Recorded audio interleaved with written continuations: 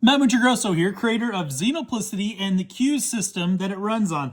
Today's video, we're going to be doing a sample gameplay. We're going to kind of do an encounter together. And this will show you and showcase how the system works. So let's just jump right into it, okay? This is Balric Stonefist, our Dwarven combat medic, who we made in the character creation video. And we're going to set the scene. We're going to say that Balric is traveling from his hometown. He's heading to a nearby village that plague has broken out in. Because he is a doctor of sorts, he's going there to basically offer assistance and try to do as much healing as he can. He's on the road. He's traveling. He's got a couple of packs slung over his shoulder and on his back. And as he's going along the mountain path towards another village here in the mountain range, he hears a noise. He looks up and he sees that there are 5 orcs that are quickly descending upon him. These orcs have a broadsword in one hand and a hand axe in the other. They're wearing like fur and hide armor, and they're charging down the hillside, rocks kind of crumbling at their feet. And they're letting out a battle cry. Their faces are painted in possibly blood or maybe war paint. And they look like barbarians or raiders, bandits, that kind of thing. All right, so when we're talking about a turn-based encounter, this means that every turn means 1 minute of game time is going to pass. This is why we call them minute turns. And a turn order is broken up into 4 steps, okay? Now, once you understand these and once you know them, it flows very quick and very easy, but I want to break them down really quick before we actually dive into the fight, just so you kind of understand what's happening, okay? Step 1 is sizing up the situation, declaring intentions, applying modifiers, determining your dice pool, and rolling for initiative if it's needed, okay? The step 2 is going to be the action phase. This is when players are going to roll their dice, and then they're going to announce their results to the game master, who we call the director, okay? Any additional rolls that need to be made as far as hit locations or soak rolls, consumable rolls, faith, mana rolls, yada, yada. All these things will be rolled all during this step. So all the crunch, all the dice rolling is going to happen during step 2. Step 3 is the save phase. So if there was any additional things happening in the turn that needed to be rolled for, this is when those things would take place.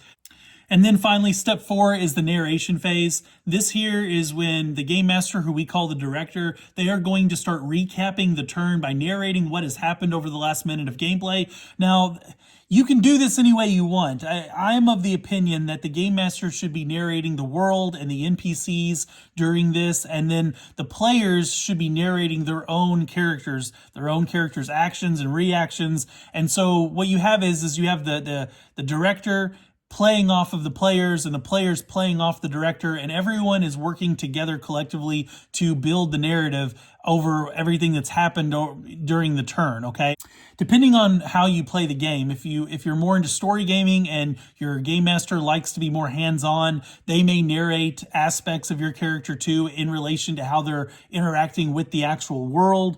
That's up to you to decide how you want to do this, but I am of the opinion that the best experience for gameplay comes when the players are narrating their character and the game master is narrating the world and the NPCs. And when those things are bouncing off of each other and playing off of each other, I just think that the experience you get is really awesome. Okay. The last thing that will happen in step 4 is updating any timers that need to be updated, if there are any at all, okay? So let's just jump right into it, okay? At the start of every game session, what you're gonna do, everyone at the table is gonna roll 2d20, and this is our initiative roll, okay? Now, if you're playing with a group of friends, then the 2 highest results at the table get initiative tokens, but if you're playing solo, like I am now, it works a little differently. Instead, it's going to be a 10 and under. The initiative token will go to the game, and then if you get an 11 or higher, it'll go to the player, it'll go to you. So in this case, I rolled a 15 and 14. That means I'm going to get 2 tokens to start with.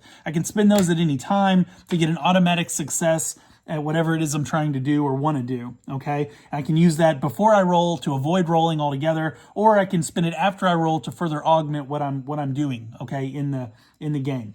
So now that that's out of the way, what do I want to do? At the start of every turn, again, step one is going to be that sizing up the situation. This means that I need to declare my intentions and I need to apply any modifiers, determine my dice pool. Now, I'm not injured, so there's really no modifiers to apply. I am a dwarf, which means I get to ignore size penalties of creatures that are bigger than me, at least within reason. These orcs are a little bit bigger than me, but because I'm a dwarf, I ignore the size penalty that I would otherwise suffer for me being a size 2 and then being a size 3. So I get to ignore that. That's a perk that all dwarfs have. So what do I want to do? I know I want to throw down the packs and equipment that I'm carrying on my person. I don't want them weighing me down in the fight. I've got like a med pack. I've got an adventuring pack. These are like satchels or backpacks that I've got kind of thrown over my shoulder or even across my back. Now, if I was holding something in my hands, that would be a free action to just drop it. But these are things that are strapped to me that I've got slung over my shoulder or even over on my back. So I need to take these things off. Each of those is going to be an action. Okay, so that I know I'm doing at least 2 actions just to get rid of the extra equipment that I'm traveling with. I also want to ready my crossbow. That's 3 actions. And then I want to fire my crossbow for a total of 4 actions this turn. Now, my action die starts off at a d12, okay? And then depending on how much stuff you try to cram into your turn, it keeps getting smaller and smaller. It's reduced in die size by 1 for every action you take past the first one. So, while if I was just doing 1 action, I would get the d12. But because I'm doing 4 actions, I'm going to actually get a d6 as my action die. So figuring out my dice pool as a player, I know that I'm going to have an action die of d6. And now I need to determine my effect die. To do this, I'm going to calculate all of my effect ratings that will apply in this situation, and that situation is firing my crossbow, okay? That's the only thing I'm doing this turn that's going to require a roll. So I need to look at my character and see what it is that I'm good at, what points that I have that are going to help factor in my effect die. I see here that my roll, which I get a 5, which I have 5 points in, that applies to my healer roll. It also applies to archery and blades. So I get to add this 5 because it involves archery. My physical is 1. My secondary attribute is dexterity, okay, which gives me another +1. I've also got several stats here in my customizations like dexterity and archery. And I've also get +1 ER physical as well as improved skill for archery. When you add all that together, it's going to give me a total of 12. So I look over here and I see that a 12 gives me a D12. So I'm going to get a D12. And this is my dice pool for the turn. I get a D6 and a D12. And again, the player will be doing this by themselves. They don't need to ask permission from the game master. They don't need to see if something qualifies. You as a player are going to look at your character and calculate what you're doing and what all numbers would apply for that. You add up all those numbers together, whether it's a customization, a perk, whether it's your role or any of your talents that would apply, and that is going to create your dice pool. So your action die and your effect die together create your dice pool. So now I have my dice pool. That would be the end of step 1. Step 2 is the players are going to roll the dice and we're going to announce the results. So let's roll these dice and see what I get. All right, so I got a 4 and a 7. That's going to be an 11, okay? So that is 1 success, and it is a hitch success, meaning that the game master or the director would get an initiative token. So I'm going to put the game's initiative tokens over here, and I've got mine over here. So that way I don't get those confused because I'm playing again solo here, okay? So that is 1 success, and it also comes with a hitch. So it wasn't a great success. But I did succeed. So I hit one of the orcs. So let's go ahead and spend an initiative token here to get another point of success against the orcs. And because I have rapid fire, I can apply full auto here, and that's what I'm doing with my crossbow. I'm firing off just a whole volley of bolts at these orcs, trying to take them out. So I'm going to have 2 successes against them. And because this is full auto, this is going to be an area attack against the orcs. I want to go ahead and say that the orcs are going to spend a point to get some automatic success at me as well. Okay, so the orcs will have 1 success against me, and I will have 2 successes against them. Because it's a group of orcs, this is 5 of them attacking just me. They're actually going to apply area effect rules against me too, because it's not just one person attacking me; it's a whole group of them. Okay, and so when you're doing area attacks, the rules work a little differently in that your number of successes will determine how many times you get hit, as well as, or how, in case of hitting group, how many group members have been hit. One success against me with the orcs is going to be me getting hit in 3 locations. So I'm gonna have to roll for 3 hit locations that I've been hit in this turn as the orcs converge on my location, and they're starting to hack and slash into me. At the same time, though, I'm able to take out several of them with 2 successes against a group. That means I get to kill a minimum of 3 of those orcs. And so over the course of this turn, I'm going to kill 3 of the orcs, and they're going to hit me at 3 different hit locations. So let's go ahead and roll for where it is I'm getting hit. Remember that in Xenoplicity, rolls are either broken down into skill rolls, okay, which is what you just saw me do with the effect die and action die, and also luck rolls. And luck rolls, they take a lot of different forms, but it's always the same die, it's always the same roll. It's a D10, okay, and there's modifiers plus and negative that can apply, but the result you always want is a 6 or higher on a D10, okay? So if there's no modifiers, it's even Steven 50-50, but usually there's some modifiers, positive and negative, that are going to tilt this one way or another, okay? And so when we're talking about soak rolls, we're talking about things like that. That's going to be a luck roll. However, first, before I determine my soak, I also need to determine my hit location. Where am I getting hit out of these 3 locations? That, based on the creature type, I'm going to roll a D8. Okay, so let's do this. First, I'm getting hit in the chest. Second location is the gut. And the third location is the back. So I'm getting surrounded by these orcs, and they're hitting me in the chest, the gut, and the back. All torso hits, okay? So now let's roll for my soaks. When you're getting hit by an area attack like this, each of these hits count as 1 damage. So I'm going to have to roll 3 times against 1 damage, 1 for each of these 3 locations, okay? So, and if you got hit in the same location multiple times, then the damage stacks. So if I got hit in the chest twice by that roll, then that would be 2 damage just in the chest. That's okay. So let's go ahead and roll my soaks.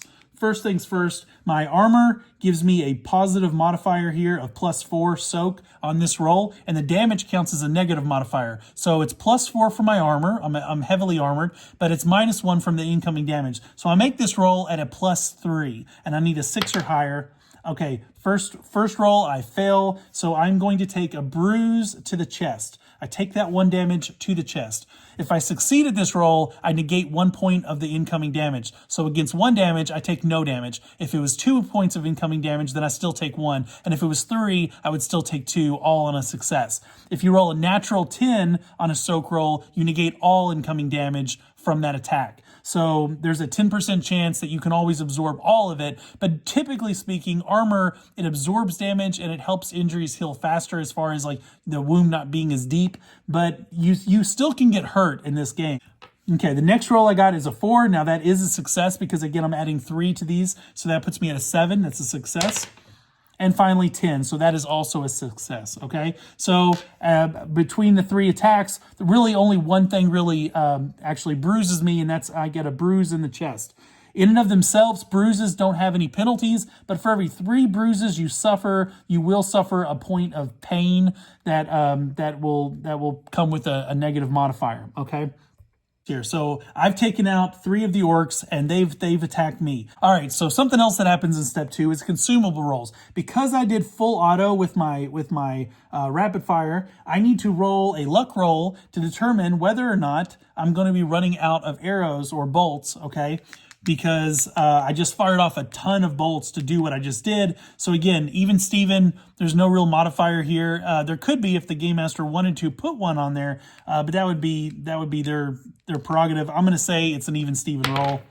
And I fail, which means that after a minute of firing off bolt after bolt after bolt, I do kill the 3 orcs, but my quiver is now empty. I've spent all of my bolts that I had for my crossbow, so it is out of ammo, okay? All right, so now step 3 is going to be saves. If there was something else happening in the scene that hasn't been dealt with yet, now would be a chance to roll for that.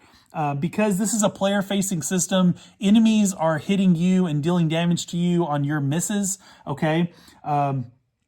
But there might be other NPCs in the encounter that you're not attacking. And so they need to be able to act too. And so it's not that you just still don't role play them and they can still act and they can still attack and they can still do whatever an NPC would otherwise do. So in this particular case, if there was another party, there was something else that hadn't been addressed, I could make saves to avoid those dangers or those incoming issues.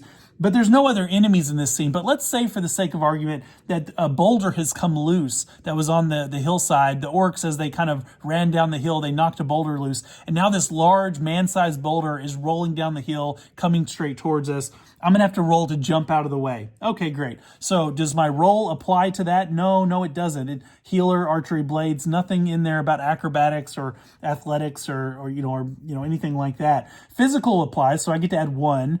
My strength doesn't, but my dexterity does, so that's 2. I've got another dexterity 2 points there, that's 4. And I've also got a reflex of 1, which is 5, and I get +1 physical. So that puts me at 6. So I look over here and I see that 6 would give me a D6 effect die. And so I know that I have a D6 effect die. My action die, though, remember, this is all happening in the same turn. My action die was a D6, and saves reduce action die for every one you have to take. And so now, because again, I've squeezed so much into this turn, my action die is further reduced to a D4. So I'm rolling a D4 and a D6. Let's see if I can jump out of the way of the boulder that's coming right for us.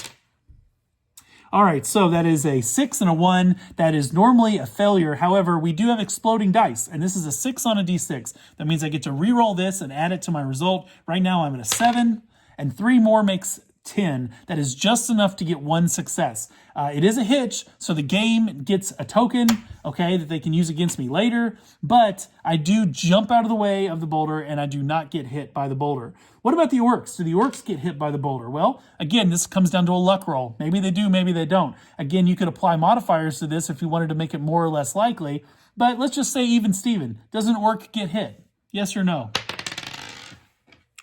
2, that's a failure, so no, and the orcs jump out of the way, they don't get hit. So I wasn't as lucky as I guess I could have been. It would have been nice if maybe the boulder smashed into one of them, but it didn't. Okay, so that's step 3, that's the save step, okay, which may or may not apply in every turn. There's not always a save that you need to make in certain encounters, in certain situations that may not even come up. So now we move on to the last part of the turn, which is going to be step 4, the narration. And this is when the game master can start narrating what all this looks like. They're going to be narrating the orcs running down the hillsides, charging, screaming. They're going to be, doing that, knocking rocks and boulders loose as they run down and slide down the hill to quickly approach Balric along the road. And at the same time, the player controlling Balric, he can narrate, throwing down his equipment and grabbing his crossbow from his side. He raises it up and just starts firing bolt after bolt at these orcs. And he can describe and narrate killing these orcs. He kills 3 of them this turn. And so over this narration, he's going to describe and narrate what all that looks like. Shooting them in the face or in the chest, knocking them off their feet. And them falling lifeless to the ground, or maybe shooting a bolt through their jugular. However he wants to narrate it, he can narrate it any way he wants. And then, as part of that narration, he's also going to narrate running out of ammo. At a certain point, he's just, he's out of bolts. There's nothing else to load into the crossbow. And then the orcs, and then again, the game master can jump in and say, yeah, now the orcs, they swarm around you. And they've got a sword and an axe in hand, and they start hacking and slashing at you. And again, the player controlling Balric can narrate this however they want, as far as trying to be defensive. Like, I'm ducking under this blow, and I'm trying to jump back, and I'm trying to do this. But at the end of the day, over the course of that little struggle, what does happen is that he gets bruised in the chest. So at least one of those blows connects and digs deep enough in his armor to actually bruise or just give him a minor cut in his chest. Okay, and while that's also happening, the game master will narrate the boulder rolling down the hillside, and the player can chime in and say, yeah, and my dwarf, he jumps at the nick of time out of the way of the boulder, and then the game master can pick it back up and describe the boulder crashing into some rocks. It doesn't hit the orcs, and it creates a big cloud of dust and smoke as the boulders reduced to rubble. And as the smoke clears, there are 2 orcs still standing, and Balric now is standing there with an empty crossbow, and that's the end of turn 1. A minute of time has passed. 3 of the orcs are dead, and now we're going to do it all over again with turn 2. So step 1 of turn 2. We both still have an initiative token, so we won't roll for initiative. I don't have any additional penalties that I need to worry about yet. And so I need to decide as a player, what am I going to have Balric do? He's out of bolts. He needs to act. So let's do this. Let's have him throw down the crossbow, ready a short sword and a dagger, and he's just going to jump into melee with these orcs, okay? Now he's close enough that he doesn't really need to use a move action. He can just use footwork, which is a free action, okay, that you do during a sword fight or, any kind of, hand-to-hand combat that's allowed. And readying weapons, you can ready up to 2 hands of weapons for 1 action. Throwing down a crossbow is a free action. So what it looks like, I've got 2 actions here, readying weapons and attacking. I also want to parry. Parry is a defensive action that you can do with blades that gives me a chance, a luck roll, to actually negate any incoming damage that actually does connect. And again, it's a defensive measure that the blades have. Every weapon in Xenoplicity offers a unique tag. Blades have parry. Depending on other weapons, if you have an axe, then you're going to deal additional damage with the cleave tag. If you have a hammer, a blunt weapon of some kind, you can actually damage and destroy objects quicker and easier. So there's various things that you can do. So there's a reason to have different types of equipment, different types of weapons. But let's kind of leave that aside. So I'm going to calculate my ER here for what I'm doing. I look at my roll. It includes blades, physical, strength. Strength definitely applies. I've also got strength here, blades here, +1 physical. So when you add all that together, I have a 13. Okay, the 13 is going to give me a D12 +1 for my effect.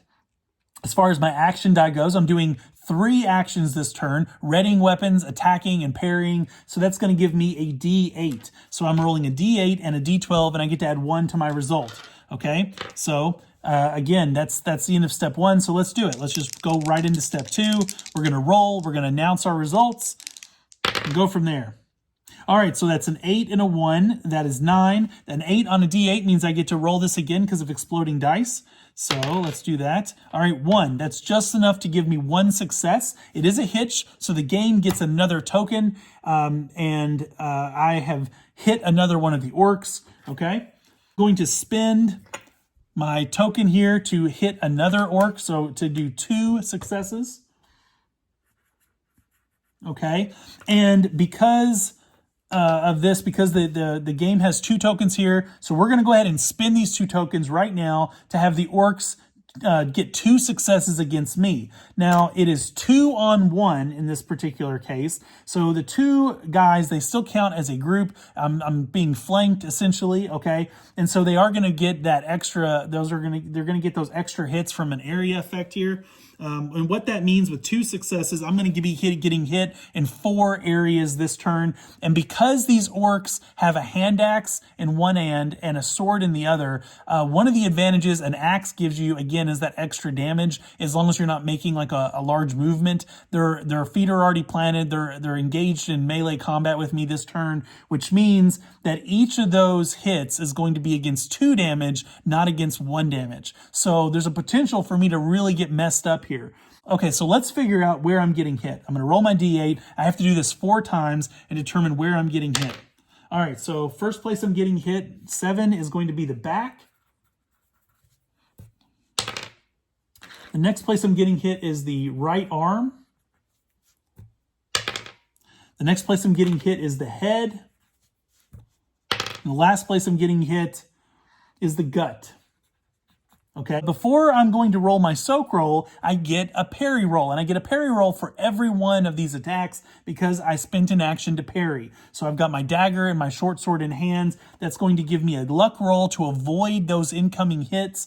And because I'm dual wielding here, this is going to give me an even Steven roll. If I wasn't using both hands or two weapons at once, then this would be at a -2 for your typical parry. But if you're using a 2-handed weapon or you've got a weapon in each hand, then parry is stepped up to an even Steven roll. So I just need a 6 or higher.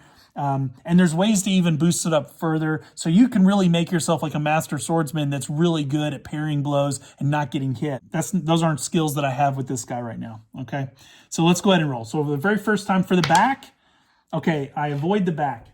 So I'm not getting hit in the back. Okay, I fail on the right arm, so I am getting hit in the right arm. I avoid the headshot. And I avoid the gut. That's pretty cool. Good for me. So out of those 4 times I'm being hit, I'm able to parry 3 of those attacks, but there's one that's going to get me, and that's going to be my right arm. So I do need to make a soak roll for my right arm. Again, my soak is a +4, which is really good. I've got really good armor with this guy. So I get +4 on this roll, but the incoming 2 points of damage is a negative modifier. So at the end result is I have a +2 on this roll. I'm going to roll this here. I need a 6 or higher. I get +2 on it. Okay, so 6 + 2 is 8. That's a success. So instead of taking 2 damage, I take 1 damage. So my right arm also suffers a bruise. Okay, so I've marked that off.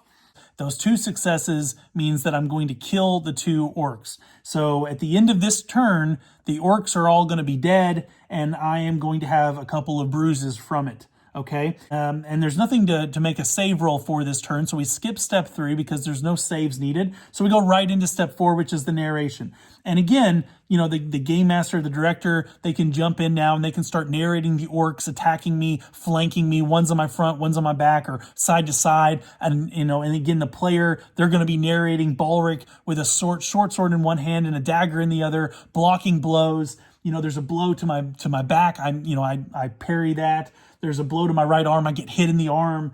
You know, there's a blow to my head that I parry with my swords. There's a blow to my gut. I parry that. And so you can narrate these things, and you're using your mind's eye to paint the picture of what all this looks like. And you can narrate this any way you want. The game master's doing their part. The player's doing theirs. And so these things work together to really build this narrative in your head of what this looks like.